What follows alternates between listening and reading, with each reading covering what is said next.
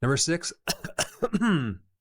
chronic cough. This is usually a calcium deficiency or acid coming up your esophagus, reaching the throat around the vocal cords. So you have to be able to differentiate the two. How do you do that? If you have digestive issues or maybe heartburn or it burns in your esophagus, think more acid reflux, in which case you need to consume more salt. If you don't have digestive issues, and this is just kind of like a spasm and irritation, some calcium would go a long way. I like to get my calcium not from a supplement, but from a high quality cheese. So you can try that. A lot of children that have coughing need a little bit of calcium, or even if they have a fever, taking calcium is the fastest way to get rid of it.